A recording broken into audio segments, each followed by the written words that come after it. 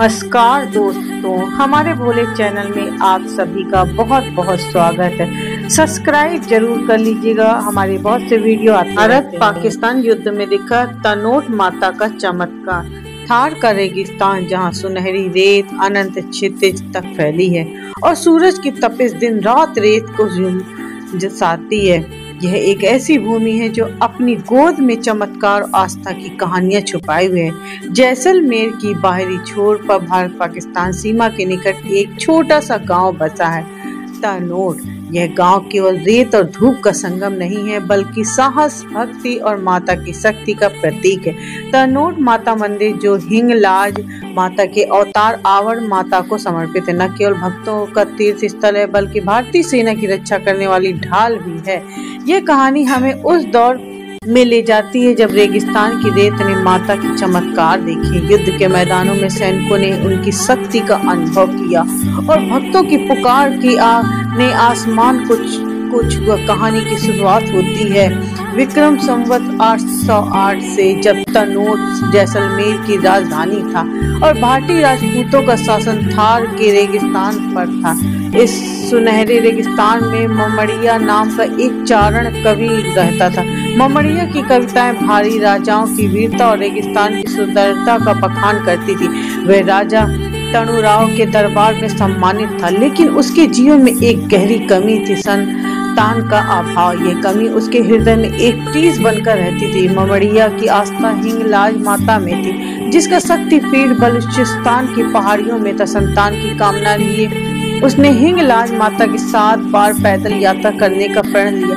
रेगिस्तान के कठिन रास्तों में तपती धूप और पानी की कमी के बावजूद ममड़िया ने हिम्मत नहीं हारी।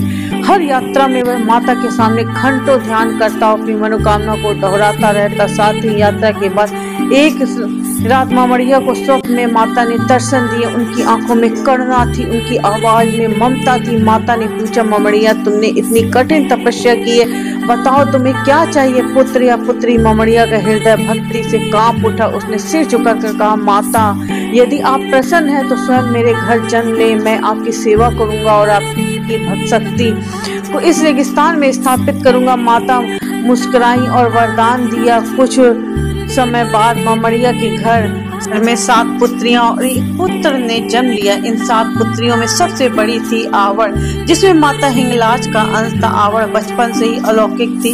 उनकी आंखों में एक तेज था और उनके आसपास एक ऐसी शक्ति थी जो गांव वालों को आश्चर्य में डाल देती थी। कहते हैं कि जब आवर मुस्कुराती थी तो रेगिस्तान की हवाएं ठंडी हो जाती थी। एक बार जब तनोट में सूखा पड़ा और कुआं सूख गए थे तो आवर ने एक ढीले और अपनी उंगली से रेत खोदी और वहां से पानी का झरना फूट पड़ा।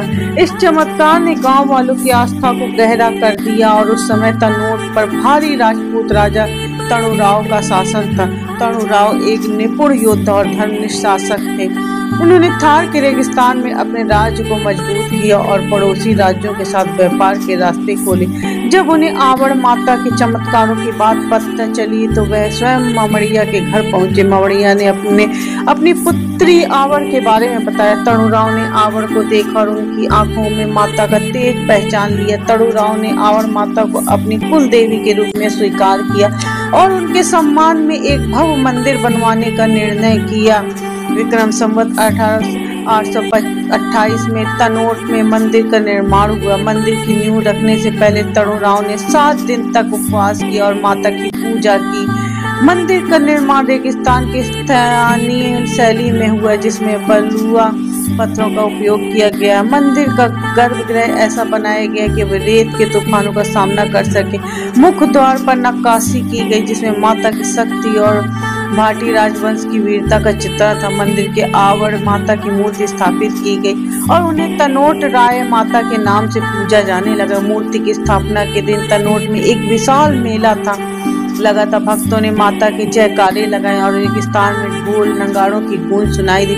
मंदिर बनने के बाद तनोट आस्था का केंद्र बन गया। नवरात्रि के दौरान मंदिर में भक्तों की भारी भीड़ उमड़ती है और दूर दूर से लोग माता के दर्शन के लिए आते हैं। तणुराव ने मंदिर के लिए पुजारी नियुक्त किए। इनमें से एक थे पंडित भैरूलाल, जिनका परिवार पीढ़ियों से मंदिर की सेवा करता था, भैरूलाल की भक्ति ऐसी थी कि वह हर रात मंदिर में दीप जलाते और माता की कथा सुनाते थे। उनकी आवाज में माता की कहानी सुनकर भक्त मुग्ध हो जाते थे। भैरूलाल की पोती राधा भी मंदिर की सेवा करती थी। राधा की मधुर आवाज से माता की भेंट गाते हुए पूरा गांव झूम उठता। तनोट गांव केवल एक माता का मंदिर ही नहीं था, बल्कि एक समृद्ध संस्कृति और इतिहास का गवाह भी है। प्राचीन काल में तनोट जैसलमेर सियासत एक महत्वपूर्ण व्यापारिक केंद्र था, जहां से रेशम मार्ग का हुआ गुजरते थे, जो भारत को मध्य एशिया से जोड़ते थे। गांव के लोग मुख्य रूप से भाटी, राजपूत, चारण और मेघनाथ समुदाय के थे। ये समुदाय अपनी कला और संगीत लोक कथाओं के लिए प्रसिद्ध था। तनोट की संस्कृति में लोक गीत और नृत्य की विशेष स्थान था। माता के मेले में स्थानीय कलाकार कांची, घोड़ी और गैर नृत्य प्रस्तुत करते। महिलाएं मांड गायक करती थी, जिसमें माता की महिमा और रेगिस्तान की सुंदरता का वर्णन होता था। गांव के कारीगर बलुआ पत्थरों पर नक्काशी करते और उनकी बनाई मूर्तियां दूर दूर तक प्रसिद्ध थी। तनोट के लोग माता को अपनी मां मानते थे। हर घर में माता की एक छोटी सी मूर्ति तस्वीर होती थी। लोग सुबह शाम उनकी पूजा करते थे। गांव में एक परंपरा थी कि जब कोई नया घर बनता है तो सबसे पहले माता का आशीर्वाद लिया जाता है। इसके लिए घर के आंगन में माता का एक छोटा सा मंदिर बनाया जाता था। गांव के एक बुजुर्ग महिला मंगली बाई माता की कहानियां सुनाने में माहिर थी। वह हर नवरात्रि में मंदिर के आंगन में के बच्चों को, भक्तों को माता को कथाएं सुनाती थी। मंगला बाई की एक कहानी थी कि एक बार जब गांव में भयंकर सूखा पड़ा तो माता ने स्वयं एक कुएं में पानी निकाला। इस कुएं को आज भी माता का कुआं कहा जाता है। इसका पानी हमेशा मीठा रहता हैगा। 1965 में भारत और पाकिस्तान के बीच युद्ध छिड़ गया। तनोट, जो भारत पाकिस्तान की सीमा के निकट था, इस युद्ध का एक महत्वपूर्ण मोर्चा बन गया। पाकिस्तानी सेना ने तनोट पर कब्जा करने की योजना बनाई। उनके पास भारी हथियार, तोपें और टैंक थे। दूसरी ओर मेयर जय सिंह कमांडर 13 ग्रेनेडियर्स के और सीमा सुरक्षा बल BSF के 2 कंपनियां थी, जो 17 नवंबर 1965 की रात तनोट माता के मंदिर के पास भयंकर गोलाबारी शुरू हुई। पाकिस्तानी सेना ने रात भर बमबारी की। मंदिर परिसर में 450 बम गिरे, लेकिन एक भी नहीं फटा। यह चमत्कार था माता का। मेयर जय सिंह ने अपने सैनिकों को मंदिर के आसपास तैनात किया। उन्होंने कहा, माता हमारी रक्षक है, यह मंदिर हमारी ढाल है। हवलदार राम सिंह, जो BSF की टुकड़ी में थे, उस रात मंदिर के गर्भगृह में प्रार्थना कर रहे थे। उन्होंने माता से कहा, माता मेरी साथियों की रक्षा करना, हमें इस युद्ध में विजय दिलाना। उसी रात उन्हें माता ने स्वप्न में दर्शन दिए और कहा, राम सिंह डरो मत, मैं तुम्हारे साथ हूँ। राम सिंह सुबह अपने साथियों को यह बात बताई, जिससे उनका हौसला और अधिक बढ़ गया। एक अन्य सैनिक सिपाही करताल सिंह ने बताया कि युद्ध की रात वह मंदिर के पास खड़ा था। अचानक एक गोला उसके पास गिरा, लेकिन वह फटा ही नहीं। यह माता का चमत्कार है। करताल ने देखा कि गोले के आसपास एक सुनहरा प्रकाश था, मानो माता ने उसे रोक लिया हो।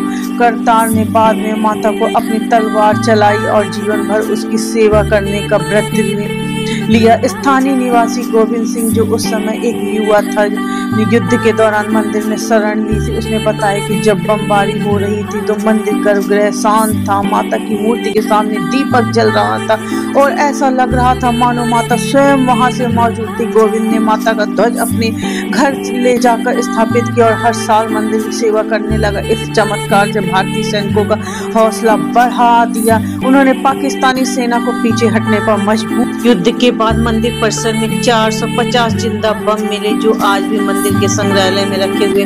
1965 के युद्ध के बाद तनोट माता की ख्याति पूरे देश में फैल गई। मंदिर के भक्तों में भीड़ उमड़ने लगी। एक भक्त श्यामलाल, जो जैसलमेर का व्यापारी था, माता के सामने रुमाल बांधकर अपनी पत्नी की बीमारी ठीक करने की प्रार्थना की। कुछ ही महीने बाद उसकी पत्नी स्वस्थ हो गई। श्यामलाल ने माता को सोने का आभूषण चढ़ाया और हर साल नवरात्रि के मंदिर आने का व्रत किया।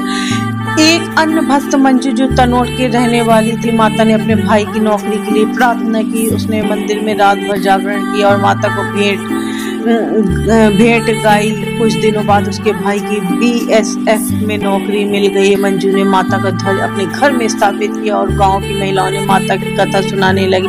मंदिर के पुजारी पंडित हरिराम, जो भैरू लाल के वंशज थे, माता की सेवा में जीवन समर्पित कर चुके थे। हरिराम ने एक कहानी थी कि एक बार जब मंदिर में आग लग गई तो उन्होंने माता से प्रार्थना की। अचानक बारिश शुरू हो गई और आग बुझ गई। इस चमत्कार ने हरिराम से भक्तों को गहरा कर दिया। 1971 में भारत का पाकिस्तान के बीच युद्ध छिड़ा। इस बार लोंगेवाला का मोर्चा युद्ध के केंद्र बना। 4 दिसंबर 1971 की रात पाकिस्तानी सेना ने लोंगेवाला पर हमला किया। उसके बाद 45 टैंक और हजारों सैनिक थे। मेजर कुलदीप सिंह चांदपुरी में कमांड 23 पंजाब रेजिमेंट के एक कंपनी थी। मेजर चांदपुरी ने अपने सैनिकों को प्रेरित किया और कहा, हम तनोट माता के साए में रहते हैं, कोई हमें हरा नहीं सकता। सैनिकों ने माता की जयकारे लगाए। उस रात सिपाही बलवंत सिंह ने मंदिर की ओर देखकर प्रार्थना की। उन्होंने कहा, माता मेरे परिवार की रक्षा करना, मुझे शक्ति देना। बलवंत ने उस रात 3 पाकिस्तानी टैंकों को नष्ट किया। बाद में उन्होंने बताया, उन्हें ऐसा लगा मानो माता ने उनकी बंदूक की शक्ति दे दी हो। एक अन्य सैनिक नायक जसवंत ने युद्ध के दौरान मंदिर का ध्वज अपने साथ रखा। जब एक टैंक ने उस पर हमला किया तो वह ध्वज लहराते हुए आगे बढ़ा। अचानक टैंक को गोला उसके पास गिरा, लेकिन वह फटा नहीं। जसवंत ने इसे माता का चमत्कार माना और युद्ध के बाद मंदिर में अपनी राइफल चढ़ाई। स्थानीय निवासी भंवर लाल ने युद्ध के दौरान सैनिकों को भोजन पहुंचाया। उसने बताया कि जब वह मंदिर के पास से गुजर रहा था तो उसे माता की मूर्ति का प्रकाश निकलता देखा। इस प्रकाश ने उसे साहस दिया और वह रात भर सैनिकों की मदद करता रहा। भारतीय सैनिकों ने असाधारण साहस दिखाया और पाकिस्तानी सेना को भारी नुकसान पहुंचाया। सुबह भारतीय वायुसेना की मदद से लोंगेवाला में पाकिस्तानी टैंक नष्ट हो गए। इस जीत को लोंगेवाला की विजय के नाम से जाना जाता है। सूरज तनोट का एक युवा था जो 1965 के युद्ध के समय मंदिर की सेवा करता था। सूरज के पिता युद्ध में शहीद हो गए थे और उसकी मां ने उसे माता के सेवा के समर्पित कर दिया था। सूरज हर सुबह मंदिर में सफाई करता, भक्तों को माता का कहानियां सुनाता था। युद्ध के दौरान सूरज ने मंदिर में शरण ली। जब बमबारी शुरू हुई तो उसने माता की मूर्ति के सामने प्रार्थना की। उसे माता ने स्वप्न में कहा, सूरज मेरी शक्ति तुम्हारे साथ है, सैनिकों की मदद करो। सूरज ने साहस जुटाया और सैनिकों को पानी और भोजन पहुंचाए। एक रात जब वह एक सैनिक घायल हो गया तो सूरज उसे मंदिर तक लाया और उसकी देखभाल की।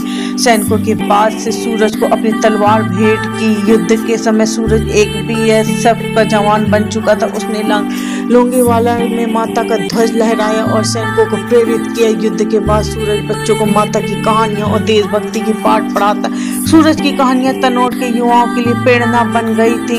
युद्ध के बाद तनोट माता के मंदिर की ख्याति पूरे देश में फैल गई। मंदिर परिसर में एक संग्रहालय बनाया गया। यह युद्ध में अवशेष रखे गए। इसमें 450 जिंदा बम शामिल हैं जो पाकिस्तानी सेना से दागे गए थे। संग्रहालय में सैनिकों के पत्र, हथियार और तस्वीरें भी हैं। हाल के वर्षों में तनोट माता मंदिर की एक प्रमुख पर्यटन स्थल बन चुका। केंद्र सरकार ने मंदिर के विकास के लिए 17 करोड़ रुपए स्वीकृत किए हैं। मंदिर में 12 किलोमीटर दूर लोंगेवाला बॉर्डर के पर्यटकों के लिए आकर्षण का केंद्र है।